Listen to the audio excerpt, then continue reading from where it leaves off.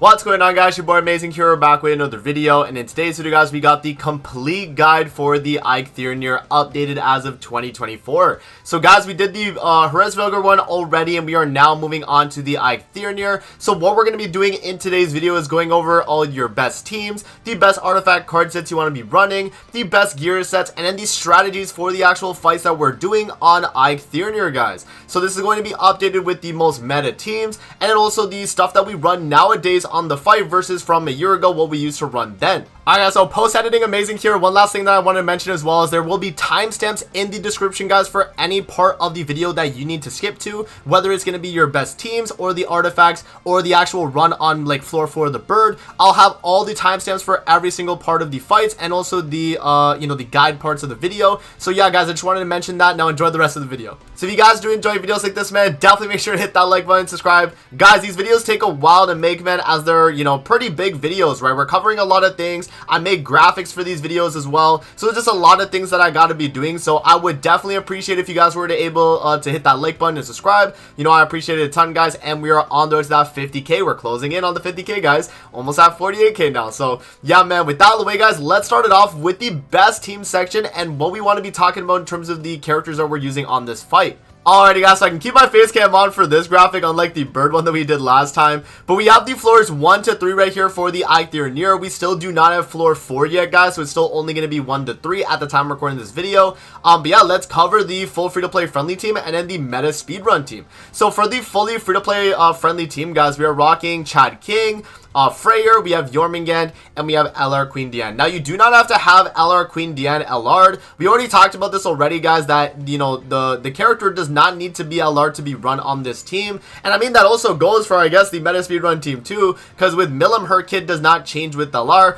But the idea is that even with LR, Diane is not really doing any much more than she was before. She is providing an attack-related stat buff for the team, which is good, but you don't necessarily need that attack-related buff. And overall, you're probably fine even without LR. So yeah, in terms of the free-to-play friendly team, guys, Chad King is going to be accessible in the second half of the celebration. So once Nazians does release later this week, then you will have the part 2 of the jumping box where you're going to get Chad King. Freyr is available right now in the free pulls right now for the free banner, right? You have the little like Queen Diane tickets, so you're able to get him in that as a guaranteed pickup. And then Jormungand is also going to be available in that as a pity mileage. And then for LR Queen Diane, guys, she is either a free LR that you can just make with the 100 coins you get, or you get her UR level 90 at the very least, so she's at least a Queen Diane at base, at least in the November festival celebration. So yeah, all these things right now are kind of only free at the moment, guys, but bear in mind that there's going to be other free-to-play options you can run. I've done multiple videos in the past of like other free-to-play friendly teams, but this is just an idea of one that is available to do right now at the time of recording this video. Now, moving on to the meta speedrun teams, guys, I couldn't decide which team was better at the end of the day, so I've included 2 teams here for you guys. I have the human team, and then I also have the unknown team. Now, the reason why these 2 teams are the most meta speedrun teams, in my opinion, is because you have the human team here where you're actually hitting past the damage cap, which means that every phase of the deer, other than the ones that you literally just can't one phase, are going to be one phases, right? You're going to pretty much do, 25% and then hit past the damage cap, 25%, hit past the damage cap, and then you're just gonna kill in like 3 cards, guys. So it is very nice. You have Roxy here with UR Escanor, and then Levi is my best red option. There obviously is a bunch of other characters. You can run Reinhardt, you can run LR Lilia, there's any pretty much red human, you just slot in there and you're good to go. Rudius, right? Like, there's a bunch of options. So I think overall, like, humans, guys, is my main go-to meta team. But then we have the second team right here, which in theory is very good, and I've not actually tested myself, but I know is going to be very strong as well, which is going to be Thor, LR Milim, Jormungand, and then also Albedo. The idea is, guys, you have damage past the initial hit with both Milim and Thor. It is build up for Thor, but it is doable. And same with Milim as well. You do need to use 2 skills first to be able to proc it, and then you get the 3 turns of the extra damage. Albedo is going to be bypassing damage cap with her counters. The only thing with that is that you're only going to be able to get the counters off really on kind of the final phase of the fight, because if you do counter her throughout the fight on other phases that could maybe attack steal you or kind of do things that will mess with you, you definitely don't want to be doing that. You only want to really use the counter kind of at the end when you're just going to nuke the boss. And yeah, there is times, guys, where you can have Albedo counter power up and literally just one bang the boss at the very end. It's crazy, you know, on floor 3. So yeah, a very, very strong team in my opinion, and is very good. But I would say my go-to one overall is gonna be still with the human Jormungand team. Like, I think I'm definitely rocking that one over the unknown option, but unknowns is still a very strong option too, and pretty comparable honestly as well. So that's why I listed both of these teams for this one, whereas, you know, usually I would only just put one. Alright, so moving on to the notes here. If a character has a holy relic, it is needed for the best results. If they do not have one, then it is not necessary, but will definitely help. For floors 1 to 3, Jormungand doesn't need the relic, but is the most important one to get. As I mentioned, guys,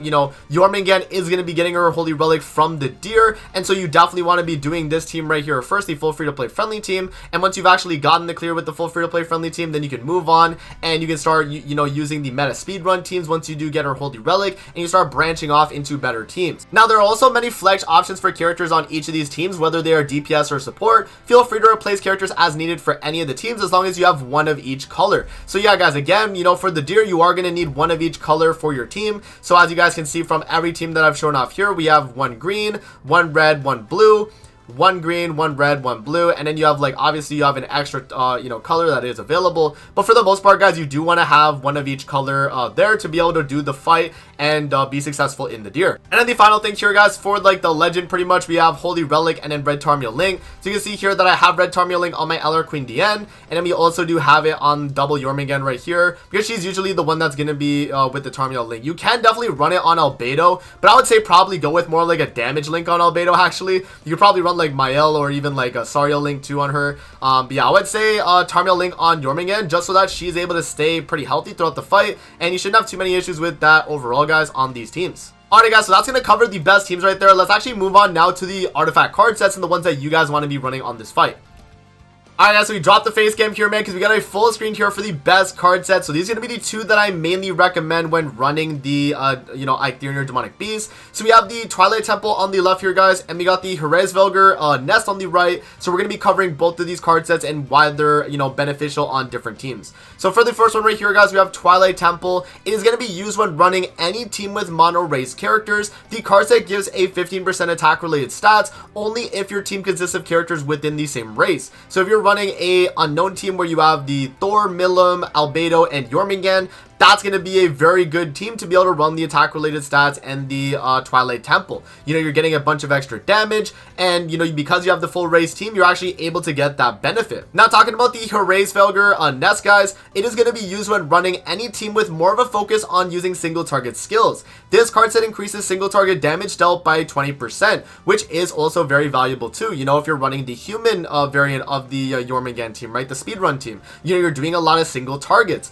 and so yeah, getting that extra damage dealt on your single targets, I mean, I think is very valuable, you know, whereas, you know, with the attack related card set, you are limited to that, you know, mono race team. This one is universal as well, so you can honestly, you can run this on pretty much any team, and we'll probably be running this one on the free-to-play friendly team that we, you know, we get to use in the video. But yeah, guys, again, if you do not have any of these card sets, feel free to run combat class artifacts of literally any artifacts that you have. You do not have to have a, you know, artifact set here. These are just nice because they actually do boost your damage overall in the fight, and they make your runs a lot more kind of just seamless versus running just, you know, combat class cards, right? So yeah, these are going to be my main recommendations for the artifact card sets. Let's actually move on now, guys, to the special gear, and if we're going to be running anything special on the Eikthyrnir. Alright, guys, so we are now moving on to these special gear sets that we're going to be running on the Eikthyrnir. Now, there's only going to be one special gear set in my opinion, guys, and that's going to be for Jormungand right here on the team. Now, Jormungand is a character that, very similar to Megelda, is scaling off attack for her healing, guys. So for this first skill right here, Swift Rush,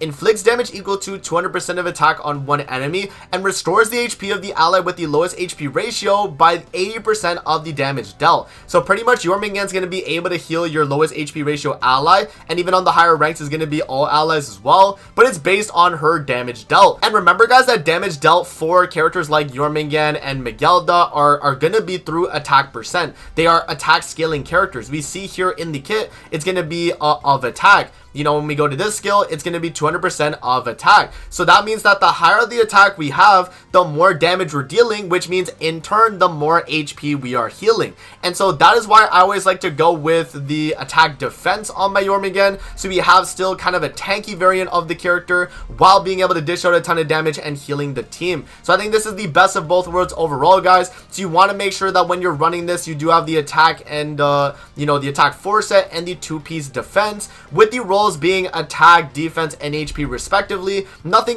with that is actually going to be changed, guys, and this is just going to be the standard stuff you run on Jormungand. Now, in terms of the gear for the entire team here, guys, and you know, as an example for the free-to-play friendly team, this is what it would kind of look like here for you guys. So again, for the damage dealers, we're rocking the attack crit damage sets. Those are pretty standard. Same with King here and Freyr, they're both going to have the attack crit damage. Now with Queen Diane, though, she's going to be on an HP defense set because she's going to be the taunt character to draw the damage away so that she takes all the damage and you know, just kind of heals off of it with Red Tarmiel Link. So yeah, guys, overall, it's just going to be your standard stuff. Attack crit damage on DPSs, HP defense on your support / tanks, and you should be good to go, man. So that's going to be the best gear set right there, guys. Let's actually move on now to the passives of the fight and whether or not they're going to be important and which ones you want to be getting as a priority. Alright, guys, so one thing to take into account about passives on the deer is that they do carry over throughout the fight, whereas on the bird, any passive that you got on floor 1 would not carry over to floor 2 and etc. They would just not carry over, they would only be for that floor. The passives on the deer, guys, carry over, so they're a lot more important to kind of worry about. So let's talk about which ones are going to be the best ones you want to be going for from all floors 1, 2, 3. Alright, guys, so starting out with the floor 1 here, we have the floor 1 phase 2, which this one is going to be the only passive you're able to get, and this one is going to be kind of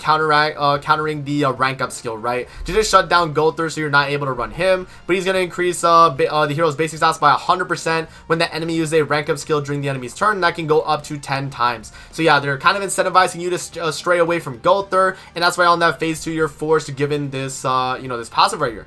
Now moving on to phase 3, guys, this is where we actually have a different passive in terms of what we were normally, you know, going with. So in terms of the best one here that I'd recommend, I mean, the Phil ultimate move gauge in my opinion is going to be the best one. And the reason why I say this, guys, is because the other ones are just going to make it harder for you to kill the enemy, or you're just going to take more damage. So you have armor destruction here, where whenever you get crit on, you get 40% defense related lower, which definitely sucks because that means you're taking more damage. And then this one right here is he's just going to get 30% damage reduction, which also does suck too. Whereas, like, you know, the 2 gauge fill is only the 2 gauge at the beginning of the battle, and that's nothing too crazy to really worry about. Once that 2 gauge has been used, it's just going to be back to normal and nothing's really changed. So this, in my opinion, is going to be the best passive. This one's going to be the second best right here, and then this one's going to be the worst because you just do not want to have the 30% damage dealt lower. It's just going to be very annoying to kind of deal with. Alright, guys, so moving on to the floor 2 now in terms of the passives for this. The floor 2 passives are less important in my opinion, guys. They're all around the same in terms of strength,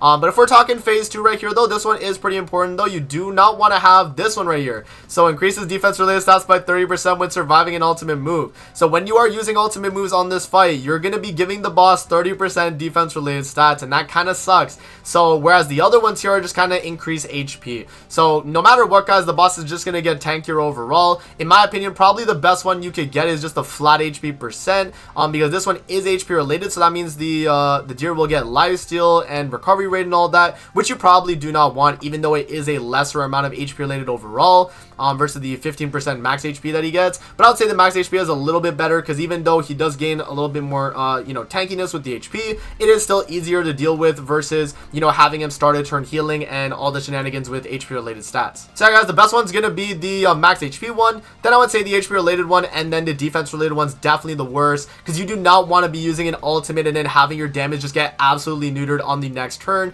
So yeah, I don't really recommend this passive right here, but it's still clearable even if you do get it, even with the like meta speedrun teams. Like, you know, none of these passives are that game changing to where you'd have to reset your whole fight, guys, but just bear that in mind, man, that this one can be a little bit annoying though. Alrighty, guys, now moving on to the phase 4 passives of floor 2. In my opinion, guys, there's going to be a clearly bad one, which is going to be the one in the middle here with the ultimate move gauge decrease. This one's going to lower your ultimate move gauge every time there's a new phase of the fight from phase 4 onwards. So when you're going into floor 3 and you have phase 1 to 4, every single time you load in 2 ultimate move gauge is going to be stripped from you. That one's definitely the worst one to get. I would say the second worst one would probably be this one, or the second best one would be this one. It's going to increase the hero's basic stats by 0.5% for every orb in the ultimate move gauges on the battlefield. So it's not really like an insane amount of basic stats, but you know, in some scenarios, guys, where you have like all your ultimates across the board, it could be kind of a detriment. The boss will gain up to like, what is that, like 10% basic stats just from you alone, you know, not including his own gauge. So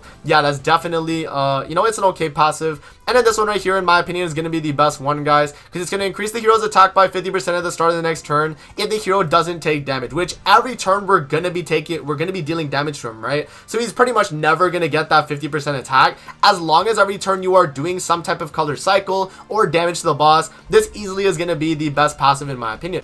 Alright guys, so moving on to the floor 3 passives right here that we have as well. So you have 4 passives that you have as options on phase 2 that you're going to be getting. In my opinion, guys, the best one that you're going to be getting is going to be the crit chance, crit damage increase one, because this one's going to increase critical chance and critical damage as the hero's remaining HP decreases. So 1% of max HP loss increases the stats by 0.2%. Now that's not really a crazy amount, and as you are going throughout the fight, guys, as long as he's full health at the start of the turn and then you attack into him and you kill him, then he's always going to be back to full health on the next phase, and so he's pretty much never going to be able to build this up at all, and so this is pretty much going to be a dead passive. Now the rest of these passives are just not really good. They're all increasing his damage in some type of way. So you know, I'd say the attack related stats one is actually pretty bad. Every time he takes damage, he's getting 2% attack related stats up to 10 times. That's 20% attack related stats, guys. That is just not good at all.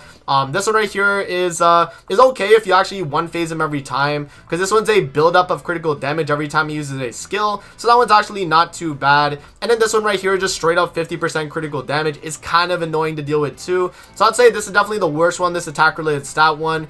And then this one's probably the second worst, and then this one's second best, and then this one would definitely be the best to get. And then moving on to the phase 4 passives here, guys. In my opinion, the one that's probably the best that you can get is probably this one right here, where it increases the attack by the value equal to the 15% of the hero's defense at the start of the battle. It's not as crazy as the other ones right here, where this one's actually going to decrease your max HP by his defense, so that means you take more damage in turn, right? And then this one right here is going to apply 4 ignites on enemies, on all enemies when assuming a stance. This one can be nullified if you are running Freyr, so if you have Freyr on the team, this would technically be the best passive, but if you're not running Freyr, then this one can definitely be a detriment. But if you are clearing in like one phase or 2 phases, guys, then this one's going to be really easy because you're never going to even see the stance. So this one could arguably be the best, but it just kind of depends on, you know, if you're running a team that can stall a few turns, or if you're running a team that, you know, is just going to be really, really quick. Alrighty guys, so that's going to cover all the passives right there. Let's move on now to the showcase of floors 1 to 3 of the Deer, and let's talk about exactly what we're going to be doing with the phases, and also how we're going to be going about the fight. Alright guys, so we're going to hop into floor 1 now of the Eikthyrnir, and I'm going to explain pretty much all the mechanics in the fight as we go through, while I'm showcasing the actual team here for the full free-to-play friendly team. So let's hop into floor 1 here with the phase 1, and let's first talk about Jormungand's passive and why it's such an important thing in this fight. So if we actually go to Jormungand's passive here, guys, we're gonna have to understand this before we can even, you know, continue into the fight. So for her passive here, at the start of every turn in Demonic Beast Battle, Eikthyrnir applies an effect on all allies which increases all stats by 30% for 2 turns. And if 3 allies each use skills once or more, the same effect is applied to all allies again. So what's that saying right there, guys, is that you have to have 3 different allies every single turn use a skill so that you're able to get that 30% all stats and refresh the buff. So you have to make sure that you have that going if you want to keep up the buff and have up to 60% all stats for every 2 turns, right? So for 2 turns long. So what we're gonna do here is I'm gonna follow exactly Jormungand's passive here. I'm actually gonna do double DN skills right there, which it does say that it has to be 3 different allies, but if 3 allies each use once or more skills, right? So you can still use 2 skills on 1 character, but that means that the next 2 skills that I use have to be King and have to be either Jormungand or you know, Freyr. They have to be a different character each, right? So you still have 3 skills being used, but you have technically 4, but we have 2 from 1 character. So right here I'm gonna do the Freyr single target right there, guys, just so we finish off the fight. and we're gonna move into the next phase. In terms of the mechanics on this phase, guys, there's really nothing special about this. I think he just does like a fairly decent amount of damage, but it's nothing to really worry about at all. And I would just focus on worrying about the Jormungand passive and just making sure you have that sorted out. So moving on to phase 2, this is going to be the first time where we have to do color cycle. Now for you guys that don't know what color cycle is in the deer, every second and fourth phase of the fight on the Eikthyrnir demonic beast, you're going to need to follow the color cycle in terms of the attribute advantage damage. So if you start with a green attribute skill, guys, that means that you're going to have to use a blue attribute skill next, and then you're going to have to use a red attribute and then a red into green again. It's pretty much using the skill that beats the other skill. So if green is going to be super effective against blue, then you're going to use that, and then you're going to do blue against red and then red against green. And so that's the only way that you're able to color cycle on these fights. And so let's actually start it up and do that then. So let's do blue, let's do red, let's do green, and then yeah, I mean, we can follow up with blue again, or we can just move skills. And we're actually going to move skills at the end of the day here, guys, just so that we refresh the buff right there with Jormungand. So I'm going to do the single target there with Freyr follow up, so that's going to do a lot of damage, and then into Jormungand there, and that's going to refresh the all stats right there that we have on the entire team.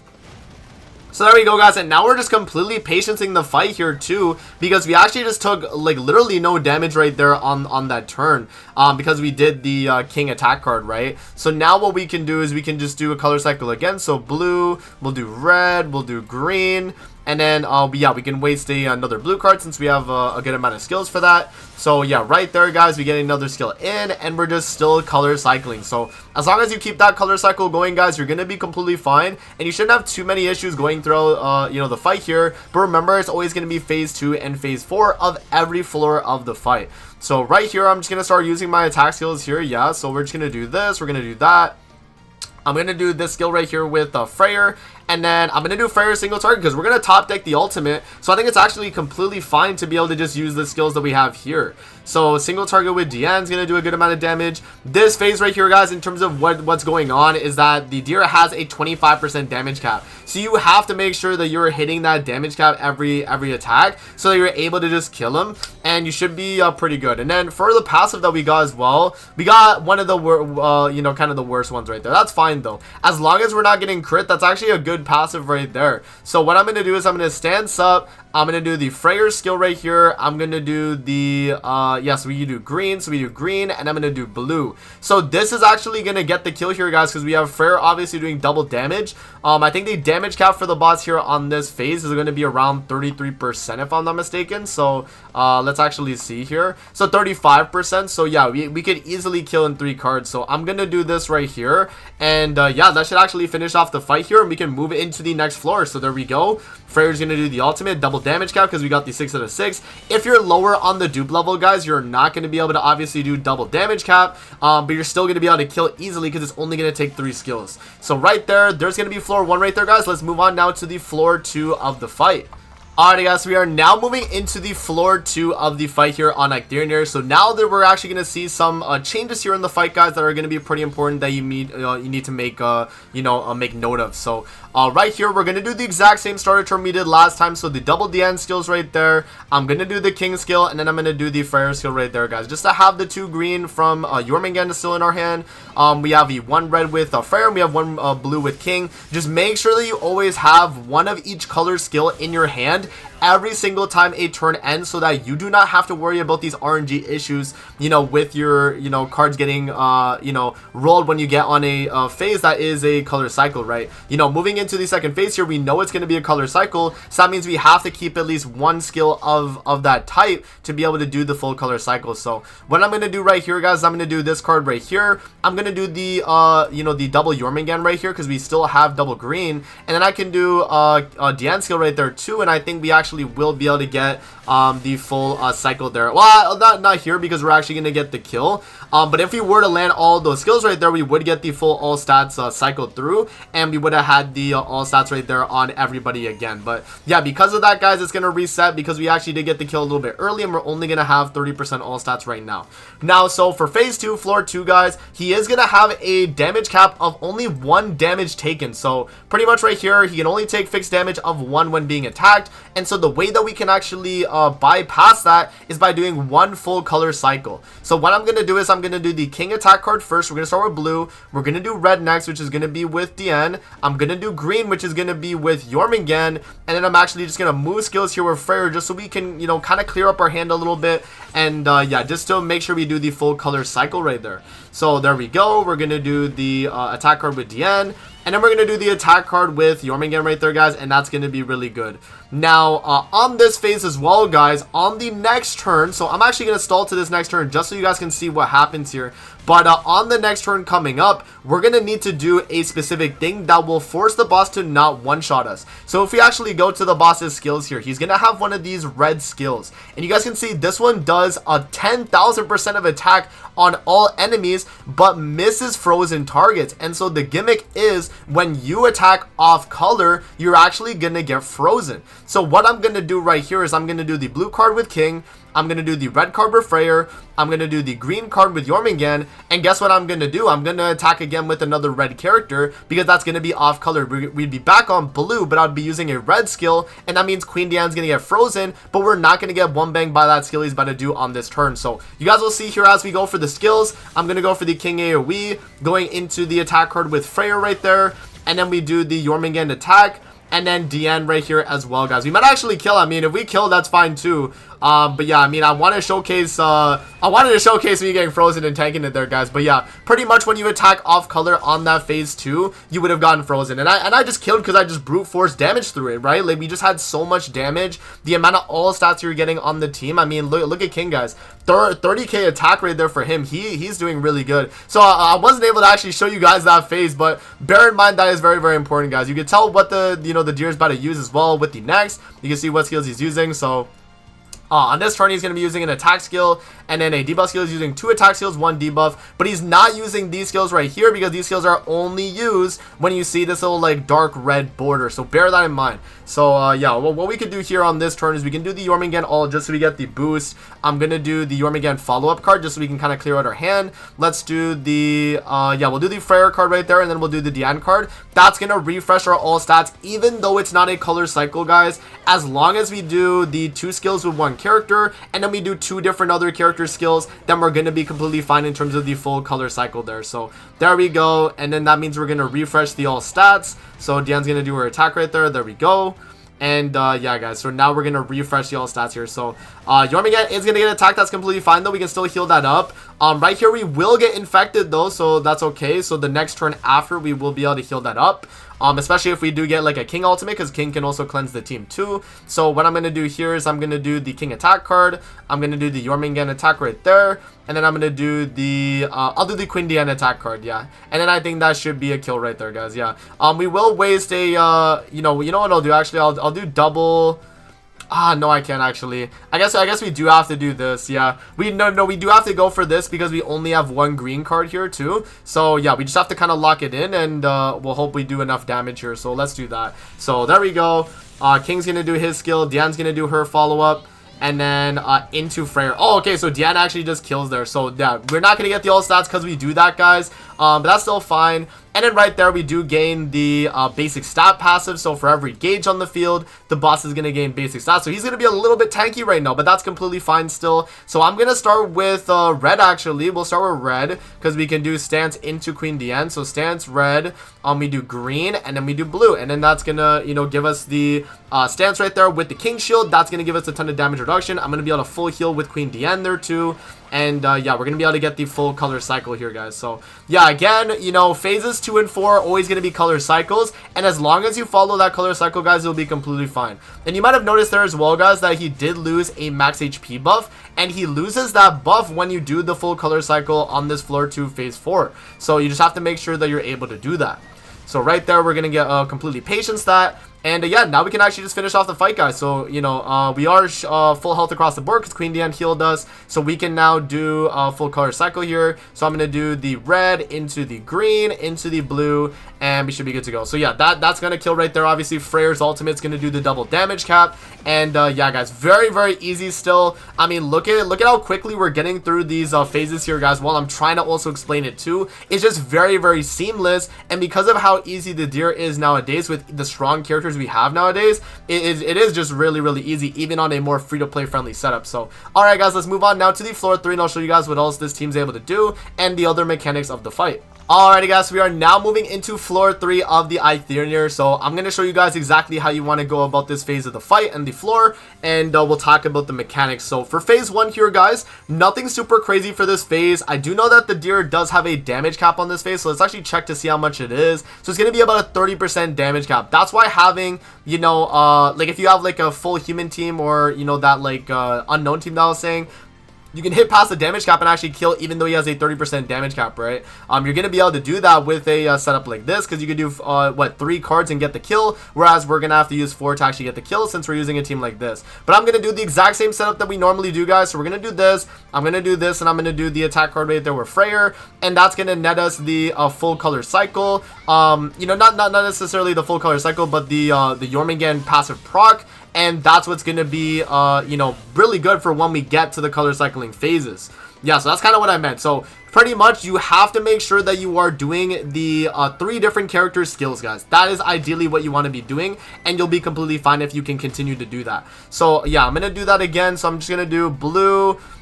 We could do this right here. We can actually do double Jormungand here too, since we have enough skills, guys. And then yeah, I guess I'll just do this.